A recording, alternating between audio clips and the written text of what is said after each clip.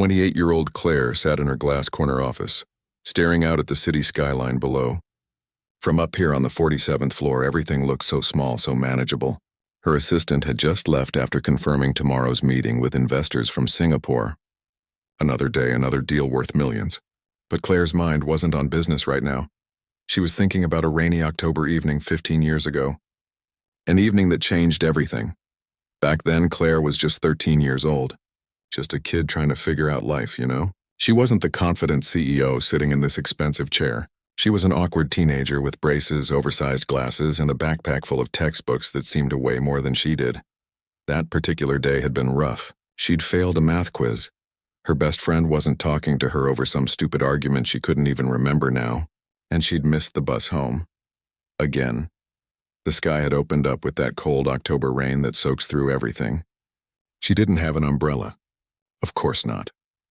Claire had made a decision that day that still made her stomach turn when she thought about it. Instead of walking the long way home through the main streets, she'd taken a shortcut through the industrial area near the old warehouses. Everyone knew you weren't supposed to go that way. Parents warned their kids. Teachers mentioned it during safety talks, but Claire was tired, wet, and just wanted to get home. The alley was narrow with tall brick walls on both sides. Dumpsters lined one side and the pavement was cracked and uneven.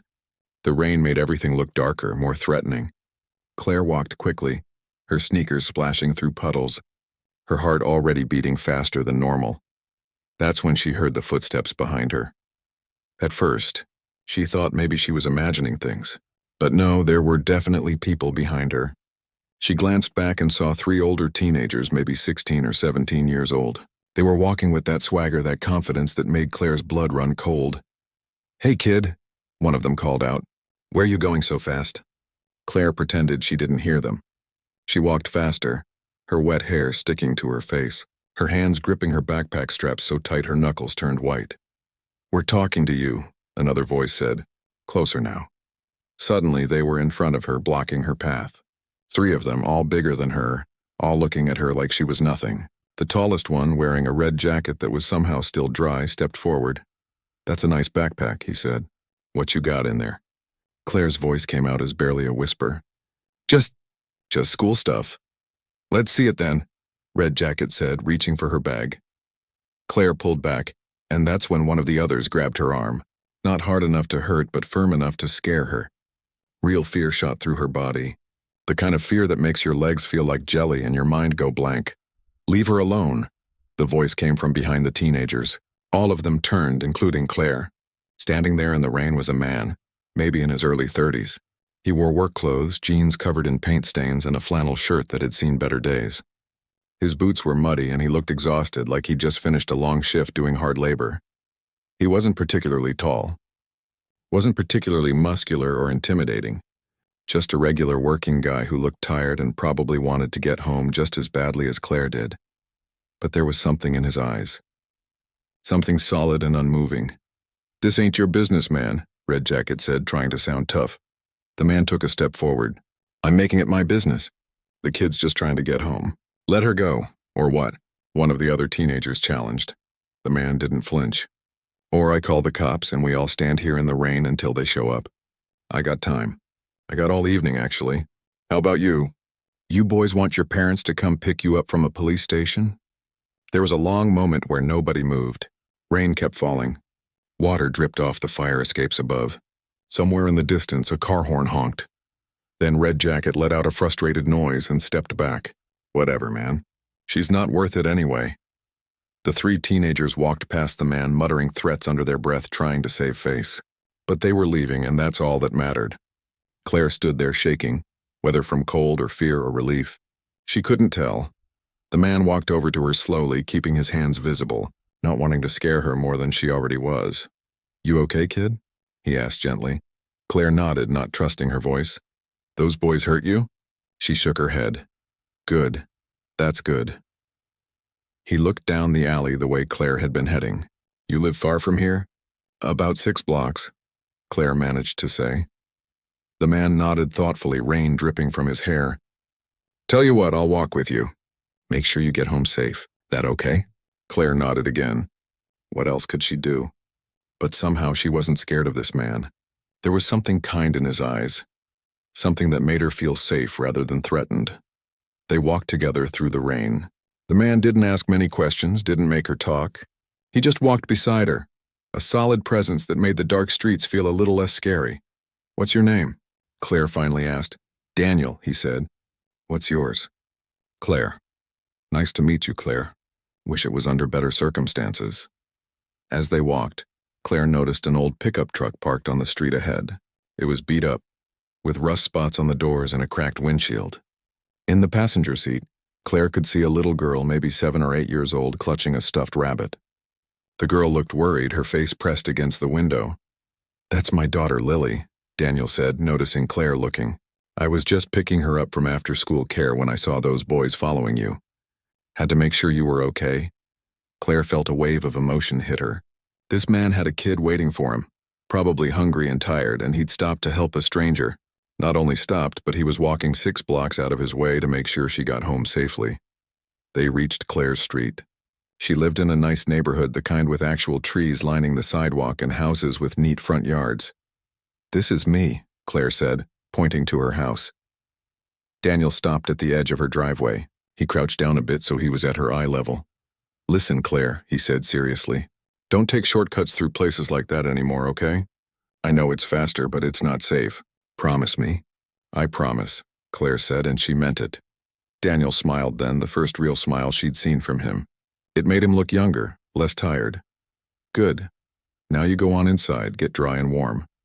Claire started walking toward her front door, then stopped and turned back. "Daniel." "Yeah? Thank you." "Really, thank you," he nodded. "No need to thank me. Someone's got to look out for kids like you. That's what we're supposed to do." He paused, then added something that Claire would remember for the rest of her life. "Your daddy saved you today, so you remember that. There's always someone watching out for you, even when you don't see them." Claire watched as Daniel walked back to his truck. Through the rain-streaked window, she saw him say something to his daughter, saw the little girl's face light up with relief. The old truck's engine coughed to life, and they drove away into the rainy evening. Claire never saw Daniel again after that night. She didn't get his last name, didn't get a phone number or address. She went inside, told her mom what happened, and her mom called her aunt since Claire's parents were out of town. There was talk of calling the police, of trying to find Daniel to thank him properly, but somehow it never happened. Life moved on, but Claire never forgot. She never forgot those kind eyes or the tired man who stopped to help when he didn't have to. She never forgot the little girl in the truck with her worn, stuffed rabbit, waiting patiently for her dad, and she never forgot his words. "Your daddy saved you today." Now, 15 years later, sitting in her corner office at the top of a building she practically owned, Claire wondered about Daniel. Where was he now? Was he okay? Was his daughter okay? Claire had spent 15 years building an empire, proving herself, climbing every ladder there was to climb, and somewhere along the way she realized something important. She'd never thanked him properly. She'd never told him what that one moment meant to her, especially after what happened just 2 months later. She'd never let him know that his kindness had stayed with her, had shaped who she became. Claire made a decision right there in her office, looking out at the city below. She was going to find Daniel. No matter how long it took, no matter what it cost, she was going to find the man who saved her in that alley 15 years ago. She picked up her phone and called her assistant back in. "I need you to clear my schedule," Claire said. "I have something important to do." The memory of Daniel walking her home through the rain was something Claire held on to like a lifeline. And she needed that lifeline more than she could have ever imagined. Because just 2 months after that rainy October evening, her entire world shattered into a million pieces. It was a Tuesday. Claire remembered that detail with painful clarity. Her parents were driving home from a dinner party. A drunk driver ran a red light and hit them head-on. They died instantly, the police said. As if that somehow made it better. As if instant meant painless. 13-year-old Claire became an orphan overnight. Her mom's sister, Aunt Patricia, took her in. On paper, it looked generous. Patricia was wealthy, living in a mansion in the suburbs, married to a successful lawyer. Claire would have everything she needed, everyone said. She was lucky, they said. But Patricia didn't want a grieving teenager. She wanted the inheritance that came with being Claire's guardian. She wanted to look good in front of her friends at the country club. Oh yes, I'm raising my poor orphaned niece. It's the Christian thing to do. Behind closed doors, Patricia made it clear that Claire was an obligation, an inconvenience, something to be managed and contained until she turned 18 and could be sent away to college. Claire's room was in the back corner of the house, the smallest bedroom, the one that used to be a storage room. She ate dinner alone most nights while Patricia and her husband entertained guests in the formal dining room. She wasn't allowed to be loud, to have friends over, to exist too visibly. You should be grateful, Patricia would say whenever Claire asked for anything. Do you know how much it costs to raise a child? To feed you and clothe you? The money from Claire's parents' life insurance and estate paid for everything, of course. But Patricia controlled it all, doling out money like she was doing Claire a favor. Those first few years were dark. Really dark. Claire cried herself to sleep most nights, clutching a photo of her parents. She missed her mom's laugh, the way her dad would make pancakes on Sunday mornings, the feeling of being loved and wanted. That's when the memory of Daniel became her anchor. On the worst nights, when the loneliness felt like it would swallow her whole, Claire would remember that rainy evening. She'd remember Daniel stepping between her and those teenagers, remember his calm voice, remember how he walked her home even though his own daughter was waiting. She'd remember his words, "Your daddy saved you today." It became like a promise to herself. Someone had been kind to her once for no reason other than it was the right thing to do. That meant goodness existed in the world, even when everything felt dark and hopeless. That meant she could survive this.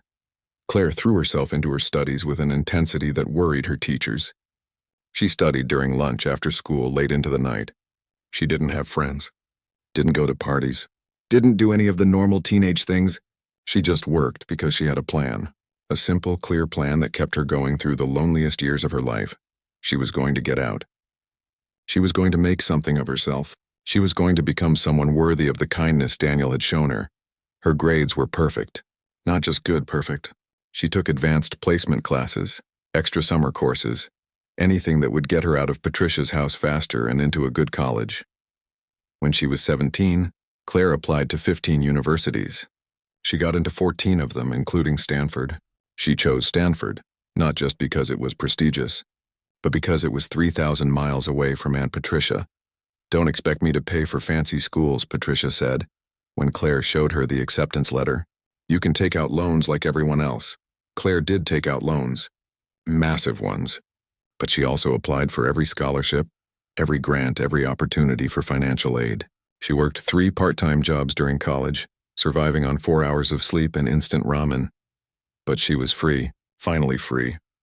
At Stanford, Claire discovered she had a talent for business and technology. Specifically, she understood logistics, the movement of goods and information. She could see inefficiencies that others missed, could envision solutions that seemed impossible until she explained them.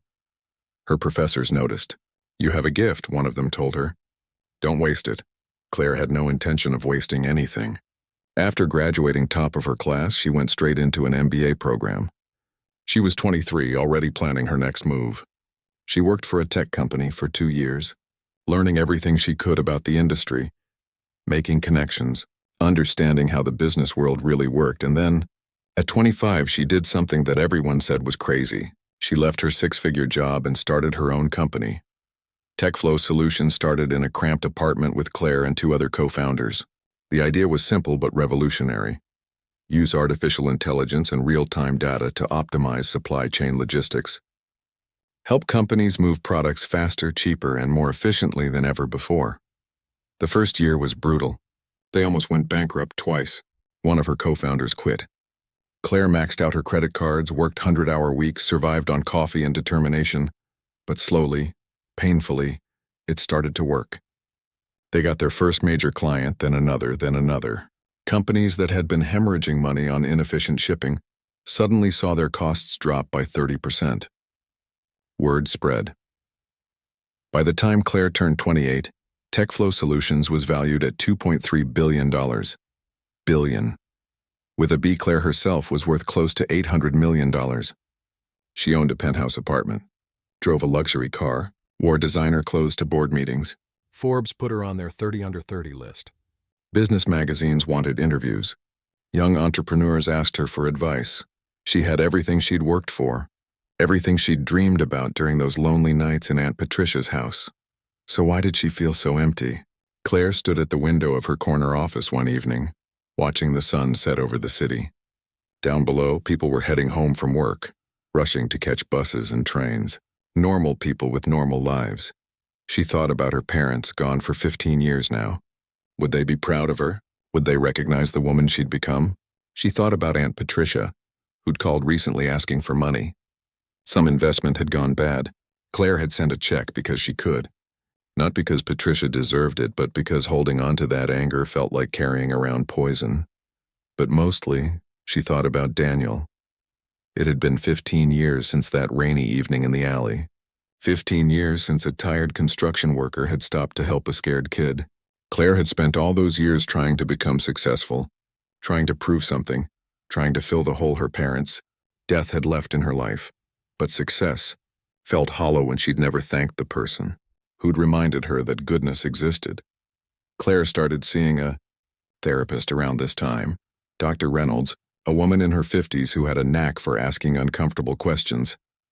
"Tell me about this man," Dr. Reynolds said during one session. "This Daniel who helped you." Claire told the story again, the way she'd told it 100 times in her own mind. "The rain, the alley, the teenagers, Daniel's kind eyes, and you never saw him again?" Dr. Reynolds asked. "Never. I don't even know his last name. But you think about him often?" "Yes." "Why do you think that is?" Claire was quiet for a long moment. "Because he helped me when he didn't have to. He had his own kid waiting in the truck, his own problems, his own life. But he stopped. He made sure I was safe. He made me feel like I mattered." Dr. Reynolds nodded. "And then 2 months later, your parents died." "Yeah." "So Daniel was the last person before your loss who showed you unconditional kindness?" Claire felt tears prick her eyes. She hadn't thought about it that way before, but Dr. Reynolds was right. Daniel had been the last person who'd made her feel protected and cared for before her whole world collapsed. "I think," Claire said slowly, "I've spent 15 years trying to become someone worthy of what he did for me. Like I needed to deserve that kindness somehow. And have you? Become that person?" Claire looked at her hands, at the expensive watch on her wrist, at the designer suit she was wearing. "I don't know. I'm successful. I'm rich. But am I a good person? I'm not sure." That session changed something in Claire. She started asking herself hard questions. Had she become the kind of person who would stop in the rain to help a scared kid? Had she become someone who looked out for others? Or had she become so focused on her own success that she'd forgotten what really mattered? The answer made her uncomfortable. She realized she'd become a bit ruthless in business. She'd made decisions that were good for her company but bad for people. She'd fired employees without much thought, pushed competitors out of business focused solely on profit and growth. She'd become successful, yes, but had she become kind? Had she become the kind of person Daniel was? Claire made a decision then, sitting in Dr. Reynolds' office, staring at the tissue box on the coffee table. "I need to find him," she said out loud. "Daniel? Yes, I need to find him and thank him. I need to tell him what that night meant to me. I need to know if he's okay." Dr. Reynolds smiled gently. "That sounds like a good plan. It's probably impossible. I don't know his last name. It was 15 years ago. He could be anywhere. Does that mean you shouldn't try?" Claire thought about all the impossible things she'd already done. Starting a billion-dollar company from nothing. Building something meaningful from scratch. Surviving grief that should have destroyed her. "No," she said firmly. "It means I need to try harder." The next morning, Claire walked into her office and called an emergency meeting with her executive team. Her CFO, her head of operations, her assistant all looked confused when she told them her plan. "You want to do what?" her CFO asked. "I want to find someone who helped me 15 years ago, a man named Daniel. I need to thank him." "With all due respect," her CFO said carefully, "you have the Singapore deal closing next month.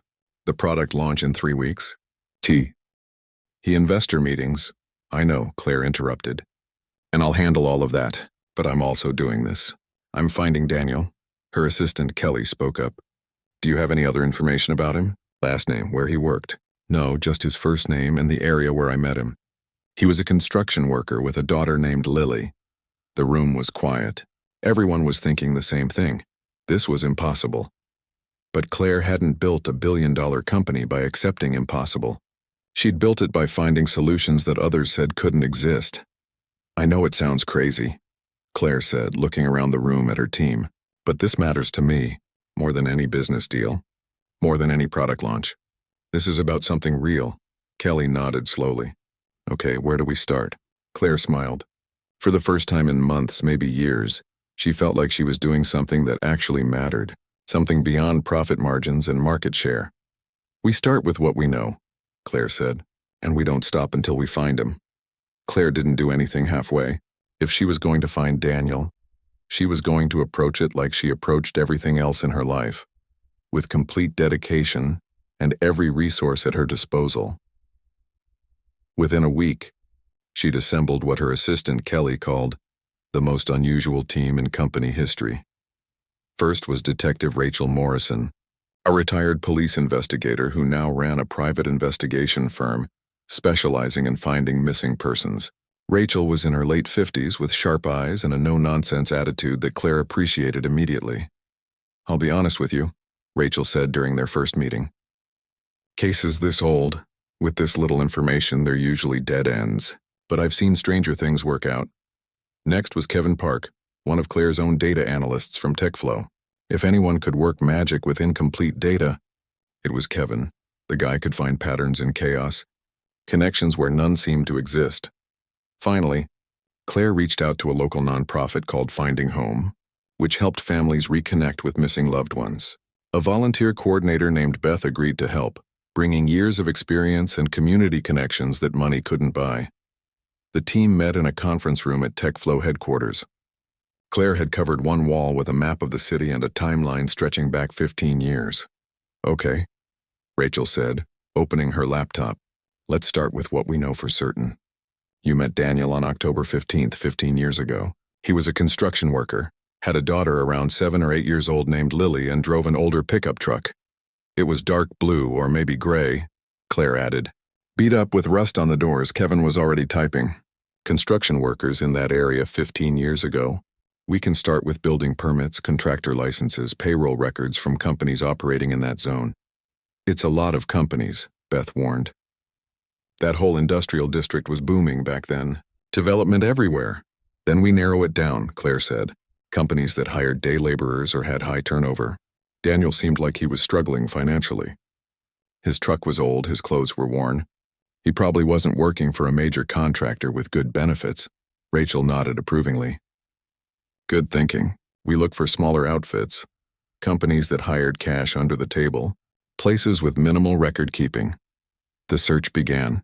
Kevin pulled records from the city's building department, cross-referencing with tax records and business licenses. Rachel hit the streets literally, talking to people who'd worked construction in that area 15 years ago.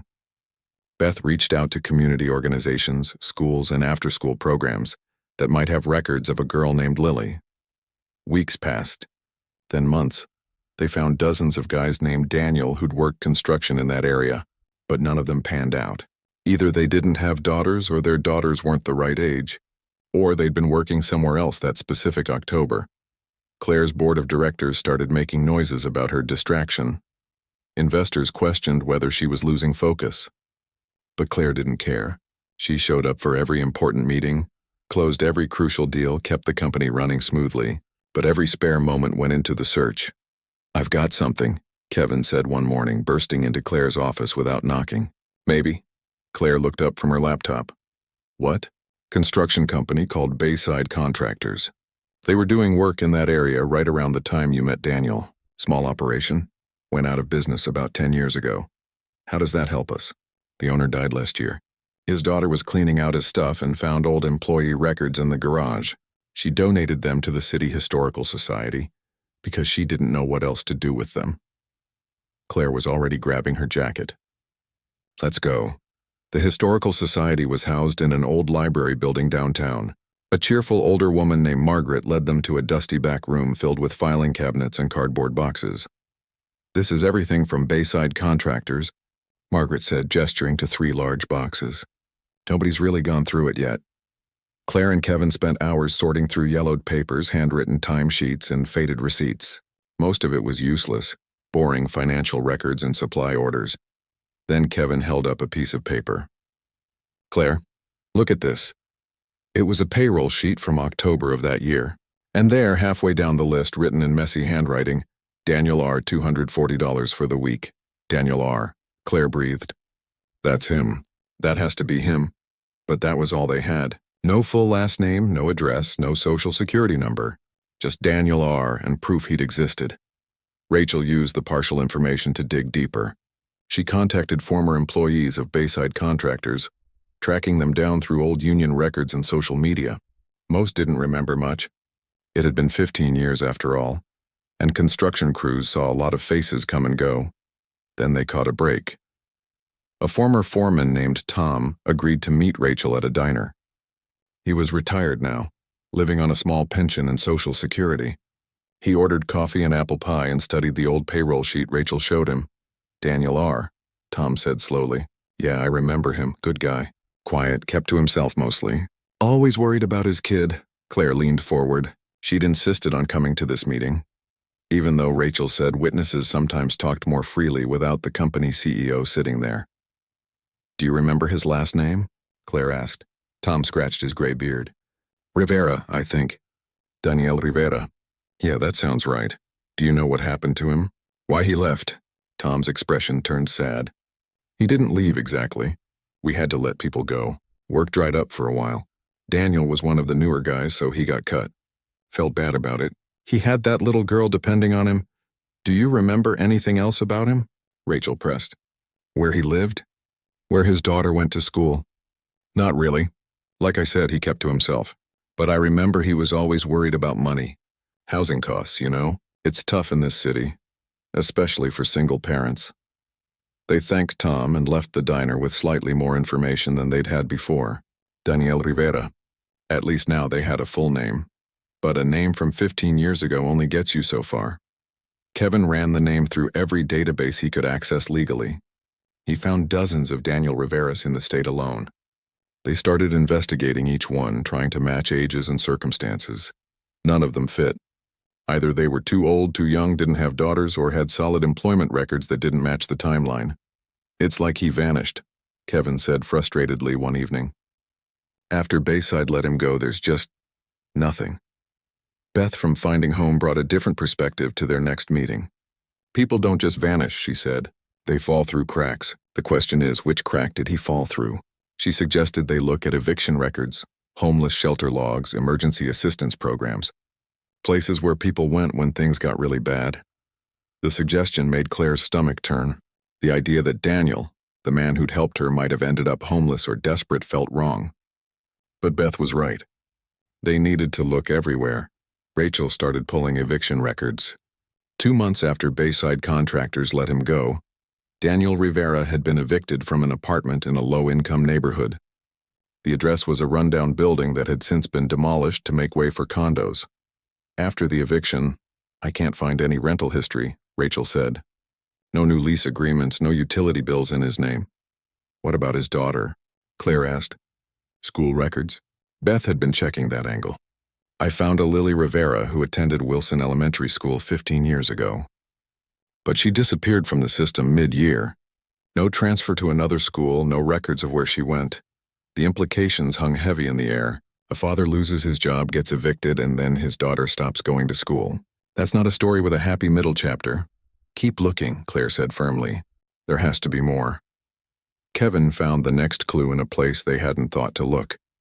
A database of people who'd accessed the homeless shelter system about 8 years ago. Daniel Rivera. Stayed at St. Luke's shelter for 3 nights in February. That was it. Just 3 nights 8 years ago and then nothing. Claire insisted on visiting St. Luke's shelter herself. It was in a rough part of the city, housed in an old church building. The director, a tired-looking man named Father M. Miguel checked his old records at Claire's request. We don't keep detailed files, Father Miguel explained. Just names, dates, and basic information. Privacy concerns, you understand. But he showed them the entry. Daniel Rivera, age 36 at the time, checked in for 3 nights. The notes section just said, looking for work. Wants to reunite with daughter.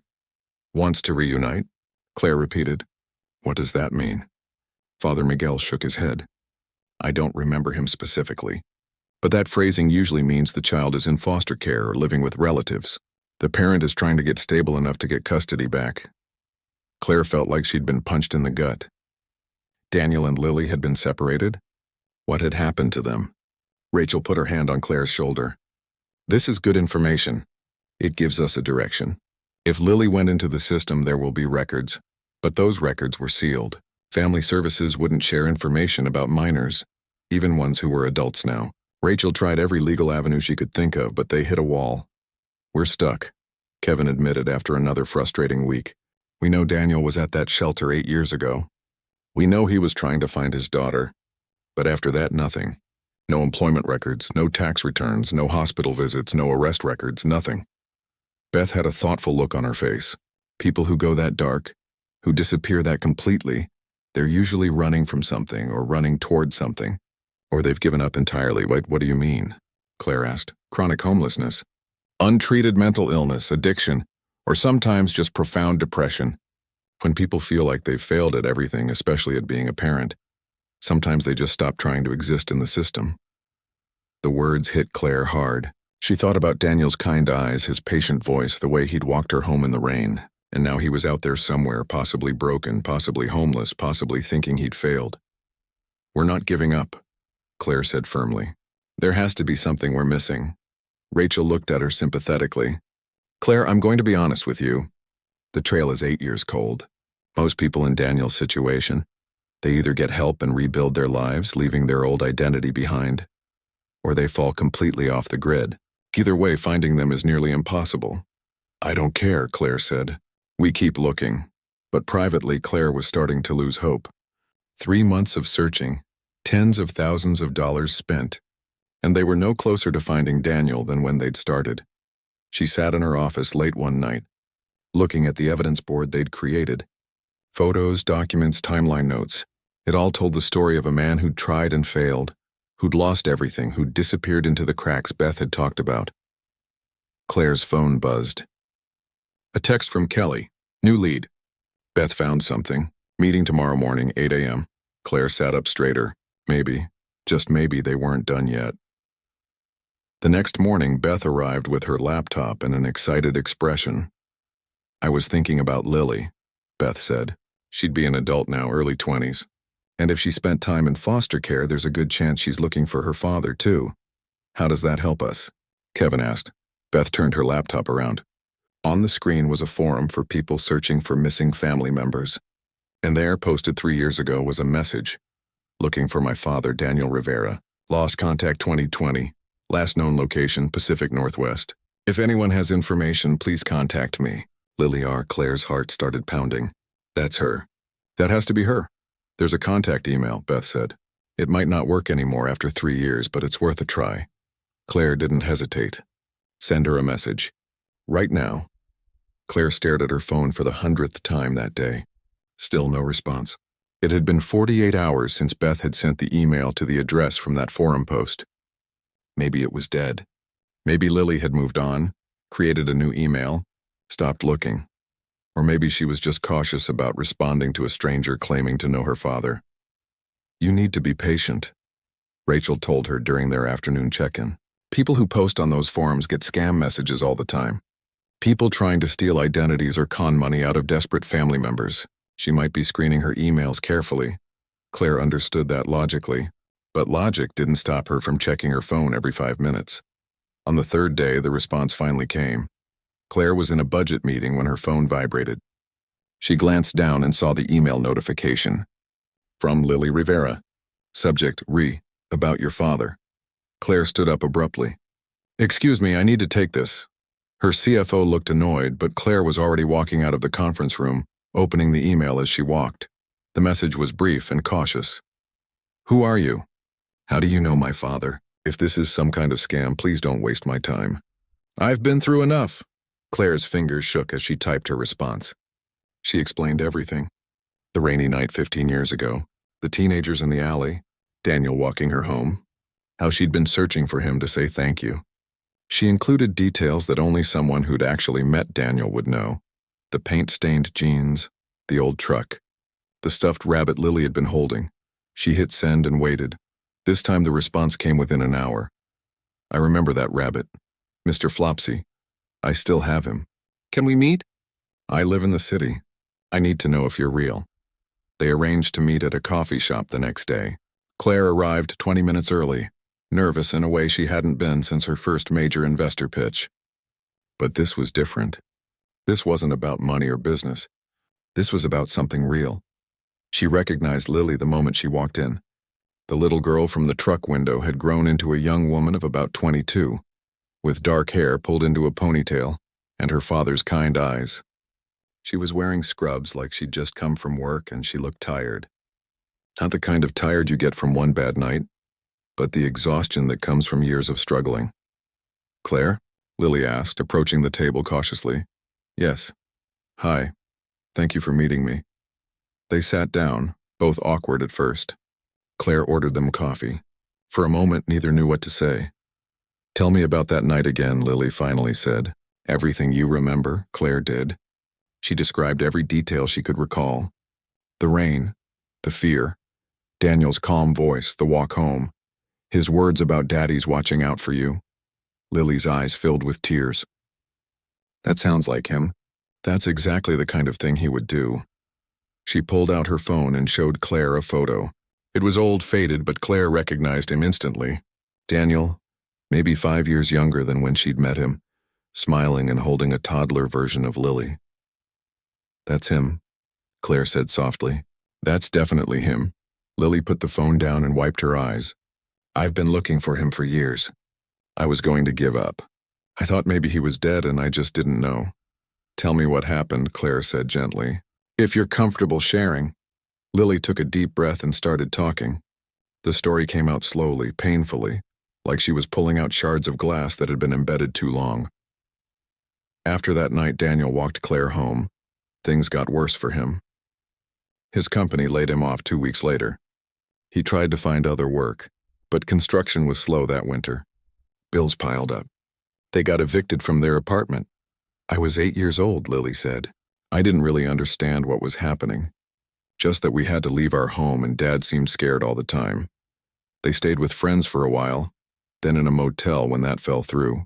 Daniel was working any job he could find, day labor, anything. But it wasn't enough. They ended up in their truck for a few weeks, Daniel parking in different spots each night so they wouldn't get hassled by police. He tried so hard, Lily said, her voice cracking. He would make it seem like an adventure, you know? Like we were camping. But I knew he was scared. I could hear him crying sometimes when he thought I was asleep. Eventually, child services got involved. Someone at Lily's school noticed she was coming in unwashed, falling asleep in class. They investigated, found out she and her father were homeless. They took me, Lily said. Put me in foster care. Dad fought it, but he didn't have a home. Didn't have stable income. The state said I needed to be somewhere safe. Lily was placed with a foster family. They weren't mean, she said, but they weren't her dad. She cried every night for months. Daniel was devastated. According to what Lily learned later, he spiraled hard after losing custody. He'd been struggling with depression already. The kind that had started after Lily's mom died from cancer when Lily was 3. Losing his daughter on top of everything else broke something in him. He fell into severe depression, maybe had a breakdown. Lily wasn't sure of all the details. He moved around a lot, staying at shelters, sleeping rough, trying to pull himself together enough to get Lily back. He came to visit me in foster care a few times that first year, Lily said, but he looked so broken, so defeated. He kept saying he was sorry, that he'd failed me. Then one winter night, about a year after Lily was taken into care, Daniel left her a letter with her foster parents. Lily still had it, carried it in her wallet. She showed it to Claire. The handwriting was shaky, the words heartbreaking. Lily, baby, I love you more than anything in this world. But I can't be your daddy right now. I'm too broken. I'm too messed up. You deserve better than what I can give you. I'm going to go get help, going to get better, and then I'll come back for you. I promise. But right now you're better off without me. I'm so sorry I failed you. Love, Dad. That was the last time Lily saw or heard from him. She was 9 years old. That was 13 years ago, Lily said, carefully folding the letter and putting it back in her wallet. I waited for him. I thought he'd get better and come back like he promised. But he never did. Lily aged out of foster care at 18. She'd been moved to 3 different homes over the years. None of them terrible, but none of them truly home. She worked her way through community college while working 2 jobs. Now she was a certified nursing assistant, working at a care facility, trying to save money for nursing school, and she'd been searching for her father the whole time. "I've checked hospitals, homeless shelters, police records," Lily said. "I've posted on every missing persons forum I could find. I've called numbers that claimed they could help find missing people, most of them scams. I even hired a private investigator once. Spent my entire savings on it. He found nothing." "I'm so sorry," Claire said, and she meant it. This young woman had been through so much, had survived so much, all while looking for a father who disappeared thinking he was doing her a favor. "The hardest part," Lily said, "is not knowing. Is he alive? Is he dead? Is he still out there thinking I'm better off without him? Does he know I've been looking? Does he know I never stopped loving him?" Claire reached across the table and took Lily's hand. "We're going to find him together. I have resources, a whole team." "We're going to find your father?" Lily looked skeptical. "I appreciate the offer, but I've been looking for years. What makes you think you can find him when I couldn't?" "Because we're going to look harder," Claire said firmly. "And because we're not going to give up. Your father saved me once. Let me help save him now."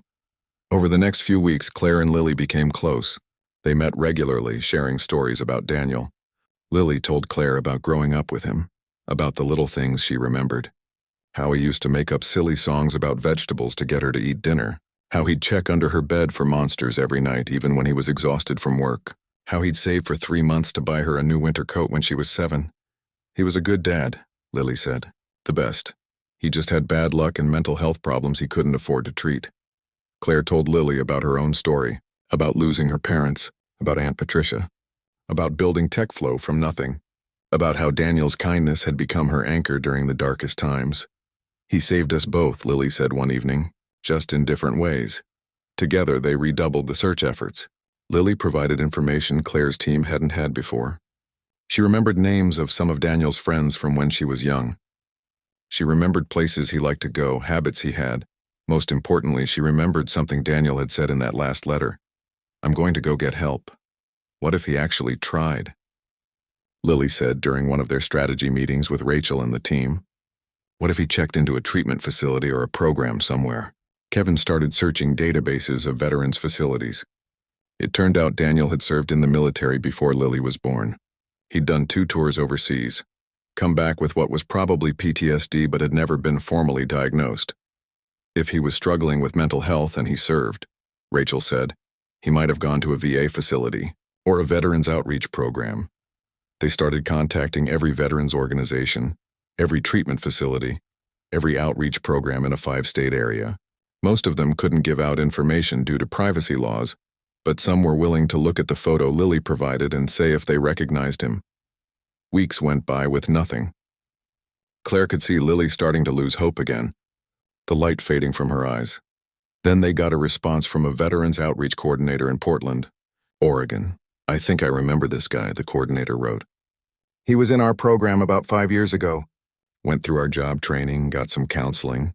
Did pretty well for a while, but he left the program before finishing.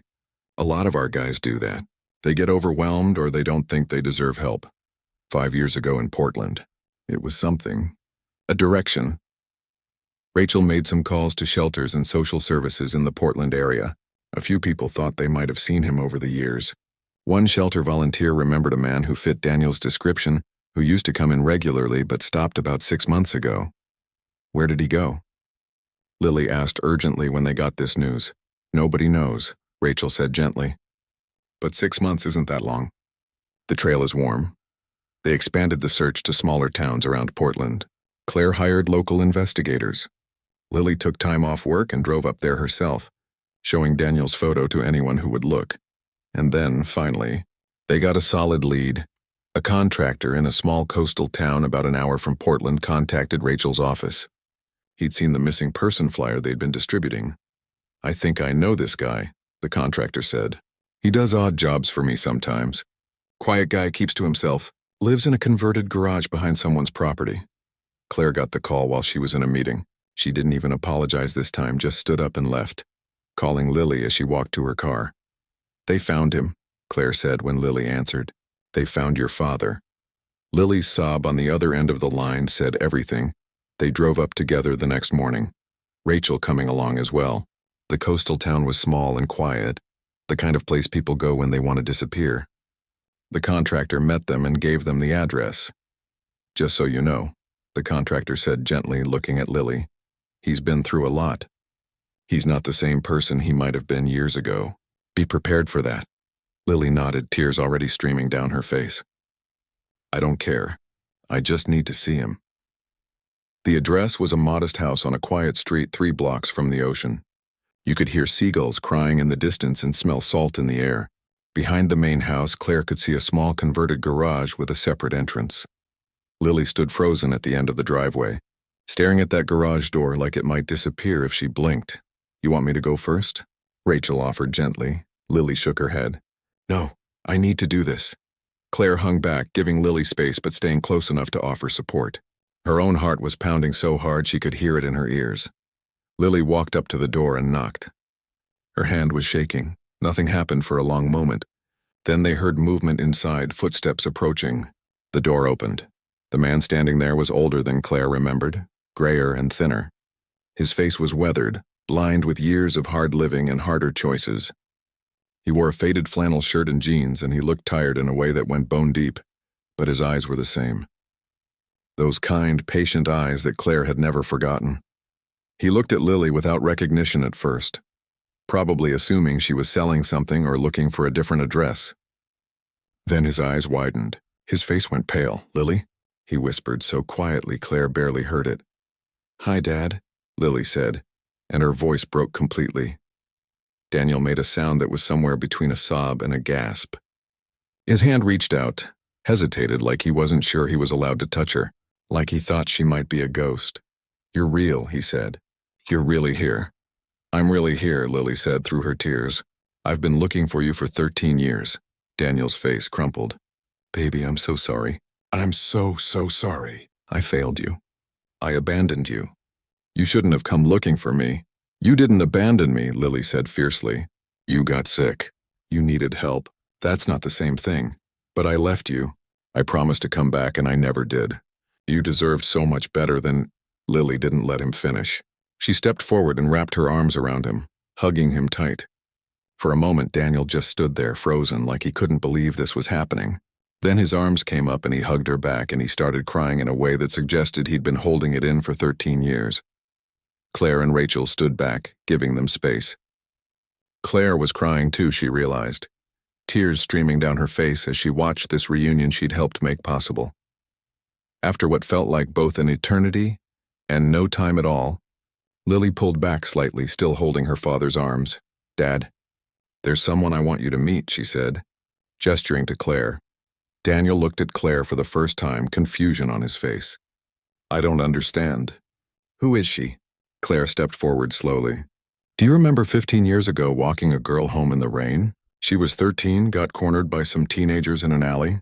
Daniel stared at her, his mind clearly working backward through time. Then recognition dawned slowly across his face. "The girl with the backpack," he said softly. "You had glasses. You were so scared. You saved me that night," Claire said. "You walked me 6 blocks home even though your daughter was waiting in your truck. And before you left, you told me my daddy had saved me." Daniel's hand went to his mouth. I remember you." He looked between Claire and Lily, trying to understand how they were standing here together. "She found me," Lily explained. "She's been looking for you too. She wanted to say thank you and she helped me find you." Daniel looked at Claire with something like wonder. "You've been looking for